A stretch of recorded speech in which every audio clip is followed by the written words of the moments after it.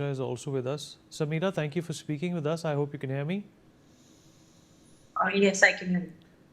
All right. Samira, tell us, how did you meet Twisha? So I met her back in 2013. Go on. Where did Yeah, you meet her? What were the circumstances of your meet? How long have you known her? yeah. So I met her back in 2013. We were actually training for a pageant together, and that's the first time that I had met her. And it's just that when you instantly bond with someone, it was just that for us. What kind of a person was she, according to you? She was a very, very fun loving person, and a very vibrant person. She would always keep laughing, and, she would always make uh, you- how she used to bring everybody together, and, she was always the life of the room that we were in. Um, she was a great person, a very strong person. Yeah. Where were you when you learnt of her death? Sorry. Where were you when you learnt of her death? And did you I believe that she was committed suicide? So I got a call from a friend who apparently saw this on the news somewhere, and I got to know on 14th of this month that this has happened. I was at home when I got to know, uh, but as much as I know Twisha, I know for a fact that she cannot take such a step. I I've known her for a long time, and I've seen her go through a lot of problems.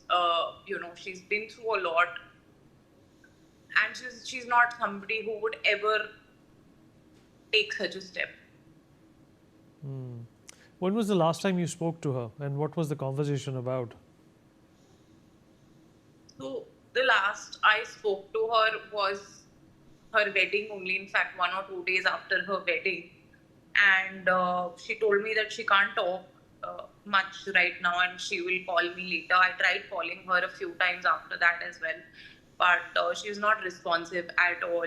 So I thought probably she's busy with her.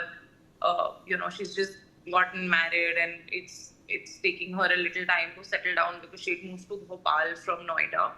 So I thought that once she's a little free, she'll come around, she'll come and speak to me. But I had absolutely no idea that she's going through this. Before the wedding, a few months before the wedding, she did tell me about. She told me she had met this guy on a dating app. His name is Samarth, and he's based out of Bhopal. She also told me about the mother-in-law, and once she mentioned to me that my mother-in-law is has asked me to delete all my pictures from everywhere, and she had deleted her pictures on Instagram. She also deactivated her account for some time, but she was still not happy because her pictures were posted through multiple sources. As she's been an actor, she's been a model, so those pictures were there online. So she would. I mean, her mother-in-law had told her that these kind of things are not acceptable to them in their family, and she did tell me about that. She also tried reaching out to people, who, the other sources from which the pictures had been posted, but there were too many of them. So it was not possible for her to get everything deleted. Yeah.